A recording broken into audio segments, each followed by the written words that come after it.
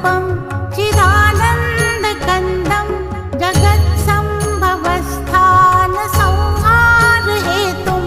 स्वभक्तेच्छया मानुषं दर्शयन्तं नमामीश्वरं सद्गुरुं साईनाथं भवद्ध्वान्तविध्वंसमार्तण्डमीड्यं मनोवागतीतं मुनिर्ध्यानगम्यं जगद्व्यापकं निर्मलं निर्गुणं त्वां नमामीश्वरं सद्गुरुं साईनाथं भवाम्भोधिमग्नार्दितानां जनानां स्वपादाश्रितानां स्वभक्तिप्रियाणां समुद्धारणार्थं